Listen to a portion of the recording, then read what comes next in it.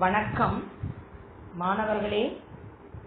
இன்றையிலிருந்து இரண்டாம் பருவம் துவங்குகிறது. இரண்டாம் பருவம் இயல் 1 செய்யுள் மூதுரை. முதுமையான பழைய கருத்துக்களை கூறுவது மூதுரை. முதுமை கூட்டல் உரை மூதுரை. முதுமையான பழமையான கருத்துக்களை உரைப்பது. இதை எழுதியவர் ஔவையார். இவர் ஆத்திச்சூடி, கொன்றைவேந்தன், நல்வழி போன்ற நூல்களையும் இயற்றியுள்ளார். மூத்தோர் கூறும் அறிவுரை. சிறந்த அறிவுரைகளை கூறுவதால் இந்நூல் மூதுரை என பெயர் பெற்றது. இதில் 31 பாடல்கள் உள்ளன. இப்பொழுது பாடலுக்கு நுழையும் முன்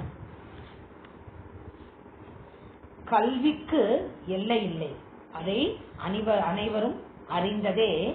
மனிதன் பிறந்தது முதல் இறுதி வரை கற்றுக்கொண்டே இருக்கிறான். கல்வி மனிதனை உயர்த்துகிறது. கல்வியும் செல்வமாக கருதத்தக்கது. அது பிறருக்கு தந்தாலும் குறையாமல் வளரும். கல்வியை பிறரால் கைப்பற்றவோ அழிக்கவோ முடியாது. செல்வங்கள் நாம் கொடுக்க குறையும், அல்லது கொடுத்து பண்டம் மாற்று முறையாக ஏதாவது ஒரு பொருளை வாங்குவோம். ஆனால் கல்வியானது மற்றவர்களுக்கு நாம் அறிந்தவற்றை கூறும் பொழுது அது எள்ளளவும் குறையாது. எனவே நாமும் கற்போம், வளம் பெறுவோம் என்பதே இம்மூதுரை படிப்பதற்கு முன் நாம் கற்றுக்கொள்ள வேண்டியது. நாமும் பயன்பெறுவோம், பிறருக்கும் அது பயன்படும்படி உதவுவோம்.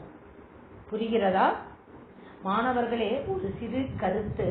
உங்களுடைய விடைத்தாள்களை, அனைத்து பாடங்களின் விடைத்தாள்களை ஒப்படைக்கும் பொழுது பள்ளியில் அதனுடன் உங்களுக்கு நாங்கள் தந்த செயல்பாடு, அதாவது ப்ராஜெக்ட், அதையும் சேர்த்து ஒப்படைக்குமாறு கேட்டுக்கொள்கிறேன். உங்களுக்கு டெட்லைன் கொடுக்கப்பட்டிருக்கும், எப்பொழுது ஒப்படைக்க வேண்டும் என்று. அத்துடன் உங்களுடைய ப்ராஜெக்டையும் சேர்த்து ஒப்படைக்குமாறு கேட்டுக்கொள்கிறேன். இப்பொழுது செய்யுளுக்குள் நுழைவோம். இது ஒரு மனனச் செய்யுள். மன்னனும் மாசற கற்றோனும் சீர்தூக்கின் மன்னனின் கற்றோன் சிறப்புடையன். இதிலிருந்து புரிவது என்ன? மன்னன் என்றால் அரசன், கற்றோன் என்றால் கல்வி கற்பவன். இவை இரண்டையும் துலாக்கால் போல கையில் வைத்து பார்த்தால் மன்னனை விட கற்பவனே சிறந்தவனாக கருதப்படுகிறான். ஏன்? மன்னன் எந்த நாட்டை ஆள்கிறானோ அதற்கு மட்டும்தான் அரசன். ஆனால் கற்றவன் எந்த நாட்டிற்கு சென்றாலும் அவனுக்கு புகழும் அவன் ஆள்கிற திறமையும் உண்டு. எனவே மன்னனையும் கற்றவனையும் சேர்ந்து பார்த்தால் கற்றவனே உயர்வாக கருதப்படுபவன். இதுவே இச்செய்யுளின் பொருள். மன்னனும் மாசற கற்றோனும் சீர்தூக்கின் மன்னனின் கற்றோன் சிறப்புடையன். மன்னர்க்கு தந்தேசம் அல்லால் சிறப்பில்லை, கற்றோருக்கு சென்ற இடமெல்லாம் சிறப்பு. எழுதியவர் ஔவையார். மீண்டும் வாசிக்கிறேன். எப்பொழுதுமே மனனச் செய்யுளை பார்த்து 3 முறையும், நீங்கள் மனனம் செய்த பிறகு 3 முறையும் எழுதி பழகவும். உங்களுக்கு பருவம் 2ற்கு வகுப்பேடு கொடுக்கப்பட்டிருக்கும். அந்த வகுப்பேட்டில் நான் கூறும் வினா விடைகளை அழகாகவும் தெளிவாகவும் சென்ற பருவத்தில் எழுதியது போல் அட்டவணையிட்டு முதல் பருவம் இயல் 1 செய்யுள் மூதுரை என்று மார்ஜின் எழுதி அழகாக எழுத வேண்டும். வினாவிற்கு 1 வரியும் விடைக்கு 1 வரியும் விட்டு அடுத்த வினாவை தொடங்க வேண்டும். மன்னனும் மாசற கற்றோனும் சீர்தூக்கின் மன்னனின் கற்றோன் சிறப்புடையன். மன்னர்க்கு தந்தேசம் அல்லால் சிறப்பில்லை, கற்றோருக்கு சென்றமிடமெல்லாம் சிறப்பு. ஏன் நான் அந்த மெய்களை அழுத்தி கூறுகிறேன் என்றால், நீங்கள் அடிபெறலாமல் எழுதும் பொழுது அந்த எழுத்தை விட்டுவிட்டால் உங்களுக்கு மதிப்பீடு குறைந்துவிடும். புரிகிறதா? மன்னர்க்கு தன் தேசம் அல்லால் சிறப்பில்லை, கட்டோருக்கு சென்ற இடமெல்லாம் சிறப்பு. மாசற குறையில்லாமல் சீர்தூக்கின் ஒப்பிட்டு ஆராய்ந்து தேசம் நாடு. பாடலின் பொருள் மன்னனையும் குறையில்லாமல் கற்றவரையும் ஒப்பிட்டு ஆராய்ந்து பார்த்தால் மன்னனை விட கற்றவரே சிறந்தவர். மன்னனுக்கு தன் நாட்டில் மட்டுமே சிறப்பு, கல்வி கற்றவருக்கு சென்ற இடங்களில் எல்லாம் சிறப்பு. இந்நூலின் ஆசிரியர் ஔவையார். இவர் ஆத்திச்சூடி, கொன்றைவேந்தன், நல்வழி போன்ற நூல்களை இயற்றியுள்ளார். மூதுரை என்னும் சொல்லுக்கு மூத்தோர் கூறும் அறிவுரை என்பது பொருள். சிறந்த அறிவுரைகளை கூறுவதால் இந்நூல் மூதுரை என பெயர் பெற்றது. இந்நூலில் 31 பாடல்கள் உள்ளன. இப்பொழுது உங்கள் பாடநூல் பக்க எண் 3 வருவோம். கற்பவை கற்றபின் கல்வியே அழியா செல்வம் என்னும் தலைப்பில் பேசுக. நீங்கள் பேச வேண்டாம், அந்த கருத்துக்களை திரட்டி வைத்துக் கொள்ளுங்கள். கல்வி பற்றிய பழமொழிகள் அல்லது பாடல் அடிகள் எவையேனும் 2 பெரியோர்களிடம் கேட்டு எழுதி வருக. கல்வியை பற்றி பல பெரியவர்கள் சான்றோர்கள் எழுதியுள்ளார்கள். அதை பற்றிய 2 வரிகளை நீங்களும் எழுதி பழகுங்கள். இப்பொழுது நாம் மதிப்பீட்டிற்கு வருவோம். மாணவர்கள் நூல்களை டேஷ் கற்க வேண்டும். மாசற இரண்டாவது விடை, அதாவது நெடில் ஆ. இடமெல்லாம் என்னும் சொல்லை பிரித்து எழுத கிடைப்பது இடம் கூட்டல் எல்லாம். மாசற என்னும் சொல்லை பிரித்து எழுத கிடைப்பது மாசு கூட்டல் அற. மாசு கூட்டல் அற. அனைத்துமே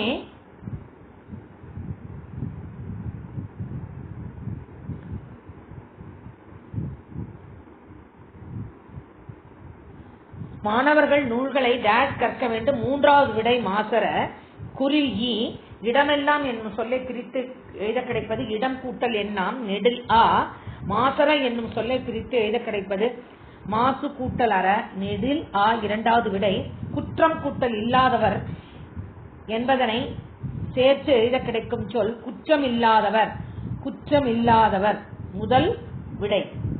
சிறப்பு கூட்டல் உடையார் என்பதனை சேர்த்து எழுத கிடைக்கும் சொல் சிறப்பு கூட்டல் உடையார் சிறப்புடையார். 2வது விடை ஆ. முதலுக்கு ஈ, 2வது ஆ, 3வது ஆ, 4வது குறில் ஆ, 5வது நெடில் ஆ. இப்பொழுது நாம் வினாவிற்கு வருவோம். குருவினா. கற்றவரின் பெருமைகளாக மூதுரை கூறுவன யாவை? மன்னனோடு ஒப்பிட்டு பார்க்கும் பொழுது மன்னனை விட கற்றவரே சிறந்தவர். மன்னனுக்கு, அதாவது பாடலின் பொருள் அனைத்தும் குருவினா. கல்வியின் சிறப்பாக நீங்கள் கருதுவன யாவை? அதை நான் உங்கள் குழுவிற்கு விடையை அனுப்புகிறேன். அதை பார்த்து நீங்கள் உங்கள் ஏட்டில் எழுதவும். இதை தவிர ஔவையார் குறிப்பு வரைக, மூதுரை குறிப்பு வரைக 2 குருவினாக்களையும் நீங்கள் ஏட்டில் எழுத வேண்டாம். ஆனால் உங்கள் பாடநூல் பக்க எண் 2 உள்ளது, அதை குறித்துக் கொள்ளுங்கள். ஔவையார் முதல் பத்தி, பாடநூல் பக்க எண் 2 நூல்வெளி. மூதுரை 2வது பத்தி, பாடநூல் பக்க எண் 2. இவை 2ம் குருவினாக்களில் வரும், தேர்வுக்கும் வரும். ஆகவே உங்களுக்கு குருவினா 3, ஆனால் நீங்கள் ஏட்டில் எழுத வேண்டியது 1.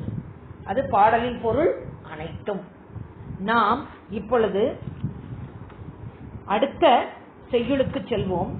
பாடநூல் பக்க எண் 4.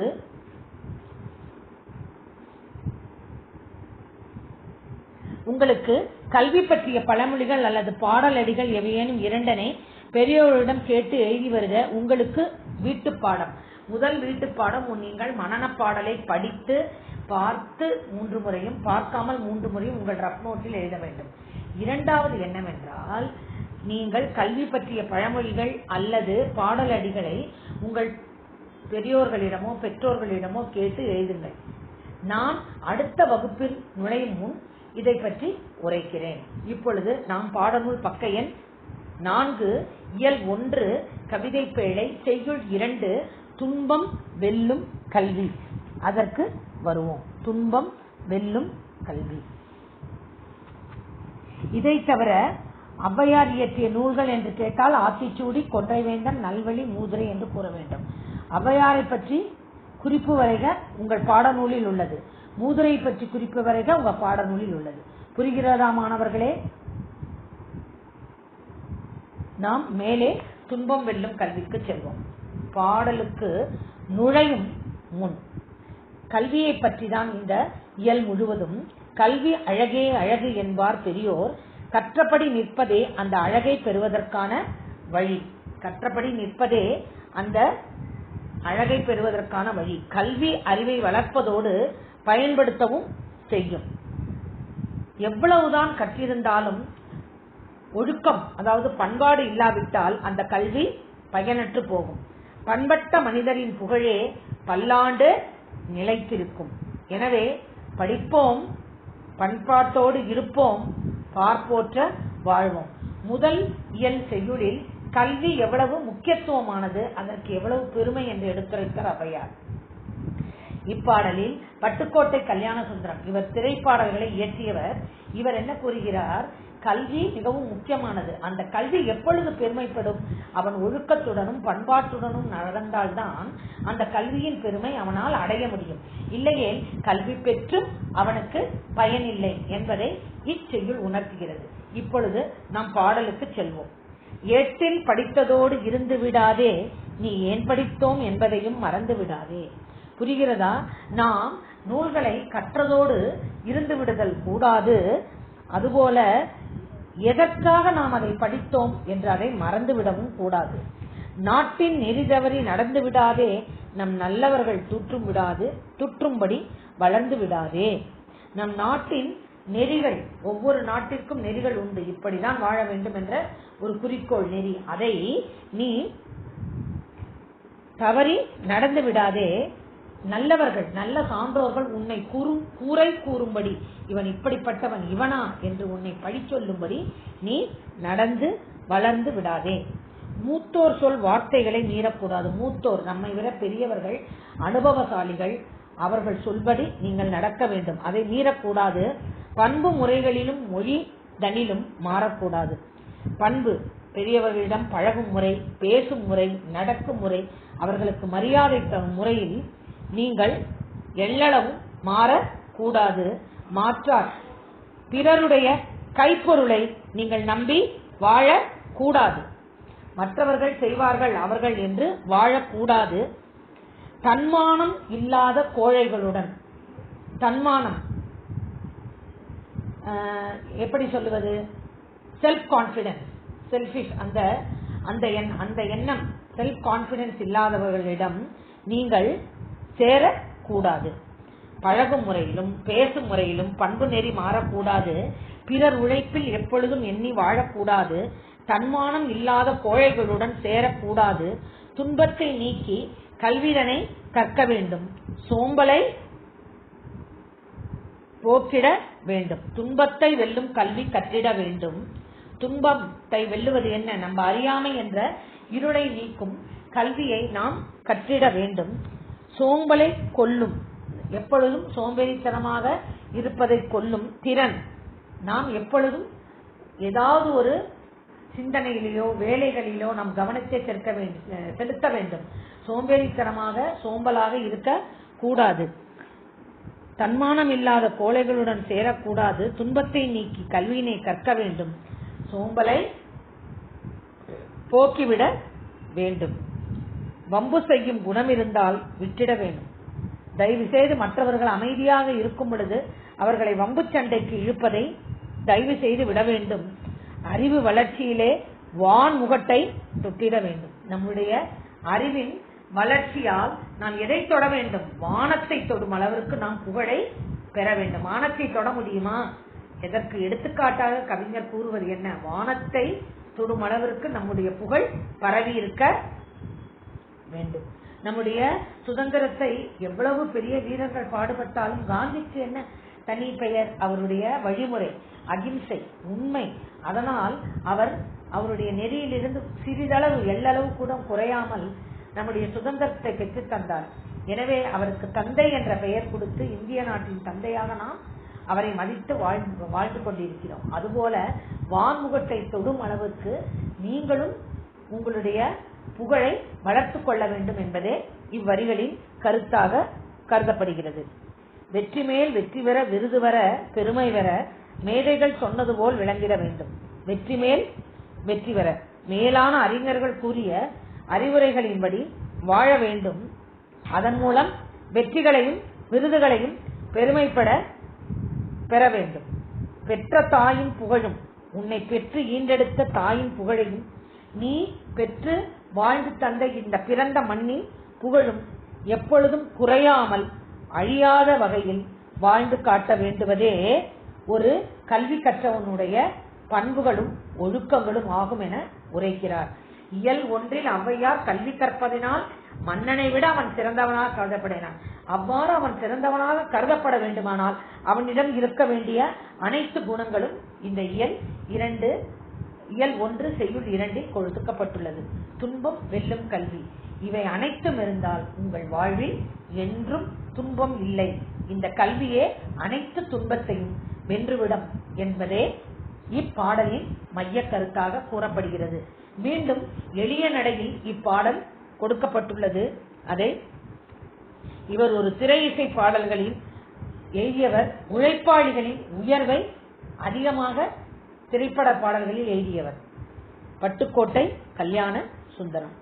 ஏட்டில் படித்ததோடு இருந்து விடாதே, நீ ஏன் படித்தோம் என்பதையும் மறந்து விடாதே, நாட்டின் நெறிதவறி நடந்து விடாதே, நம் நல்லவர்கள் தூற்றும்படி வளர்ந்து விடாதே, மூத்தோர் சொல் வார்த்தைகளை மீறக்கூடாது, பண்பு முறைகளிலும் மொழிதனிலும் மாறக்கூடாது, மாற்றார் கைப்பொருளை நம்பி வாழக்கூடாது, தன் மானமில்லா கோளையுடன் சேரக்கூடாது, துன்பத்தை வெல்லும் கல்வி கற்றிட வேண்டும், நீ சோம்பலை கொல்லும் திறன் பெற்றிட வேணும், வம்பு செய்யும் குணமிருந்தால் விட்டிட வேணும், அறிவு வளர்ச்சியிலே வான்முகத்தை தொட்டிட வேணும், வெற்றி மேல் வெற்றி வர, விருது வர, பெருமை வர, மேதைகள் சொன்னது போல் விளங்கிட வேண்டும், பெற்ற தாயின் புகழும் நீ பிறந்த மண்ணின் புகழும் வற்றாமல் உன்னோடு வாழ்ந்திட வேண்டும்.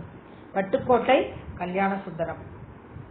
தூற்றும்படி இகழும்படி மூத்தோர் பெரியோர், மேதைகள் அறிஞர்கள், மாற்றார் மற்றவர், நெறி வழி வற்றாமல் அழியாமல். பாடநூல் பக்க எண் 5. பாடலின் பொருள் கொடுக்கப்பட்டுள்ளது.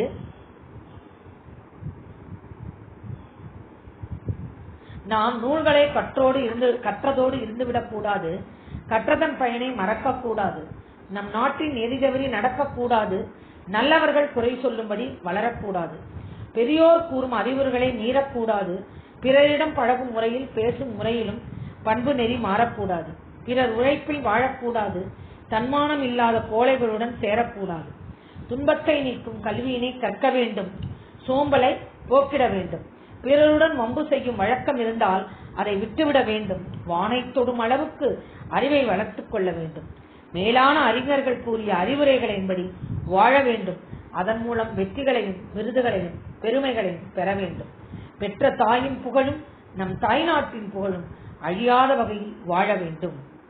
நூல்வெளி எளிய தமிழில் சமூக சீர்திருத்த கருத்துக்களை வலியுறுத்தி பாடியவர் பட்டுக்கோட்டை கல்யாண சுந்தரம். திரை இசை பாடல்களின் உழைப்பாளிகளின் உயர்வை போற்றியவர். மக்கள் கவிஞர் என்ற சிறப்பு பெயரும் அழைக்கப்படுபவர். பாடப்பகுதியில் இடம்பெற்றுள்ள பாடலை இசையுடன் பாடி மழுக. ஏட்டில் படித்ததோடு இருந்து விடாதே, நீ ஏன் படித்தோம் என்பதையும் மறந்து விடாதே, நாட்டின் நெறிதவறி நடந்து விடாதே, நம் நல்லவர்கள் தூற்றும்படி வளர்ந்து விடாதே. உங்களுக்கு எந்த வகை ஓசையுடன் பாடினால் இது ஏதுவாக இருக்கும் என்பதை நீங்களே எடுத்து அதை ஓசையுடன் பாடி மகிழ்க. நூலகத்திற்கு சென்று பட்டுக்கோட்டை கல்யாண சுந்தரம் எழுதிய வேறு பாடல் ஒன்றை எழுதி வருக. ஏட்டுக்கல்வி மட்டும் கல்வி இல்லை என்னும் தலைப்பிலும் பேசுக. இப்பொழுது மதிப்பீட்டிற்கு வருவோம். பாடநூல் பக்க எண் 6.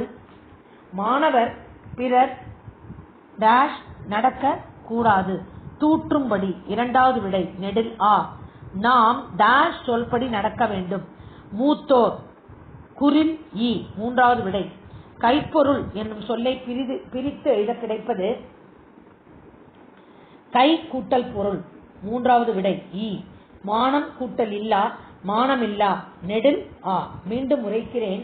மாணவர் பிறர் டேஷ் நடக்கக்கூடாது தூற்றும்படி நாம் மூத்தோர் சொல்படி நடக்க வேண்டும். கைப்பொருள் என்னும் சொல்லை பிரித்து எழுத கிடைப்பது கை கூட்டல் பொருள்.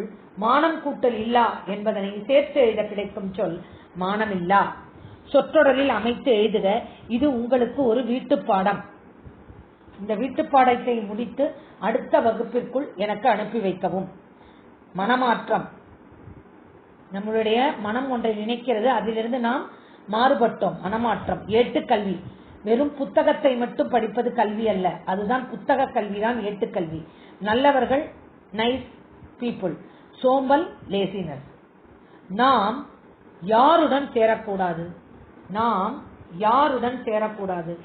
நாம் தன்மானம் இல்லாத ஏழைகளுடன், தன்மானம் இல்லாத கோழைகளுடன் சேரக்கூடாது. அது உங்களுக்கு பாடநூல் பக்க எண் 5 பாடலின் பொருளில் 2வது பத்தி பெரியோர் என்று தொடங்கும் பத்தியில் இறுதி வரியில் அமைந்துள்ளது. பார்த்து புரிந்து கொள்ளுங்கள். தன்மானம் இல்லாத கோழைகளுடன் சேரக்கூடாது. இதுவே உங்களுடைய முதல் குருவினாவின் விடை. எதை நம்பி வாழக்கூடாது? பிறருடைய உழைப்பில் வாழக்கூடாது. அது அதே பத்தியில் 3வது வரி. பிறர் உழைப்பில் வாழக்கூடாது. அதில் எதை நம்பி என்று உங்கள் வினாவில் இருப்பதால் பிறருடைய உழைப்பை நம்பி வாழக்கூடாது என்று எழுத வேண்டும். முதல் குருவினா நாம் யாருடன் சேரக்கூடாது? பாடநூல் பக்க எண் 5 2வது பத்தி கடைசி வரி. துன்பத்தின் நாம் தன்மானம் இல்லாத கோழைகளுடன் சேரக்கூடாது. இறுதி வரிக்கு முதல் வரி 2வது பத்தி. அடுத்தது எதை நம்பி வாழக்கூடாது? பிறருடைய உழைப்பை நம்பி வாழக்கூடாது. இந்த பாடலில் முதல் 2 வரிகள் நினைவூட்டும் திருக்குறள் எது? இந்த பாடலின் முதல் 2 வரிகள் நினைவூட்டும் திருக்குறள் எது? கற்க கசடர கற்பவை கற்கப்பின் நிற்க அதற்கு தக. இதுவே இப்பாடல் உணர்த்தும், இந்த வரிகள் உணர்த்தும் திருக்குறளாக கருதப்படுகிறது. நாம் எவ்வாறு வாழ்ந்தால் பெருமை பெறலாம்? நாம் எவ்வாறு வாழ்ந்தால், 4வது குருவினா நாம் எவ்வாறு வாழ்ந்தால் பெருமை பெறலாம்? மேலான அறிஞர்கள் கூறும் அறிவுரைப்படி வாழ்ந்தால் அதன் மூலம் வெற்றிகளையும் விருதுகளையும் பெருமையுடன் பெற்று வாழலாம்.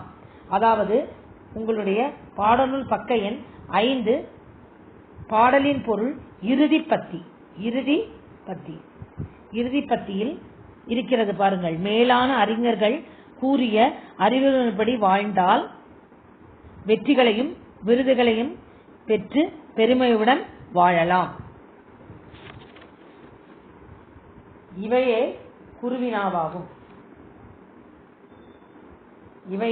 குருவினாவாகும். சிறுவினாவை அடுத்த வகுப்பில் பார்க்கலாம். நான் உங்களுக்கு கொடுத்த என்னென்ன வீட்டுப்பாடம், மூதுரை படித்து 3 முறையும் படித்து முடித்துவிட்டு 3 முறையும் எழுதி பார்க்க வேண்டும். உங்கள் வகுப்பேட்டில் மூதுரையில் குருவினா சிறுவினாவை எழுத வேண்டும். பாடநூல் பயிற்சியில் உள்ள கல்வியை பற்றிய பழமொழிகள் அல்லது பாடல்களை பெரியோர்களிடம் கேட்டு எழுத வேண்டும். அதை அடுத்த வகுப்பில் நான் முன் கூறுகிறேன். இப்பொழுது இயல் 2(1) அதன் மதிப்பீடுகளை பார்த்து விட்டோம். அதை உங்கள் பாடநூலில் குறித்துக் கொள்ளுங்கள். விடைகளை சொற்றொடர் எழுதி அமைக்க அதுவும் உங்களுக்கு ஒரு வீட்டுப்பாடம். 2வது செய்யுளின் குருவினாவை மட்டும் நான் குறித்து வைத்திருக்கிறேன். அதை உங்கள் பாட ஏட்டில் எழுதவும். இத்துடன் இந்த வகுப்பை முடித்துக் கொள்கிறேன். மீண்டும் உங்களுக்கு ஞாபகப்படுத்துகிறேன். உங்களுடைய அனைத்து விடைத்தாள்களையும் நீங்கள் ஒப்படைக்கும் பொழுது பள்ளியில் அதோடு உங்களுக்கு கொடுக்கப்பட்டுள்ள ப்ராஜெக்ட் அதையும் சேர்த்து அந்தந்த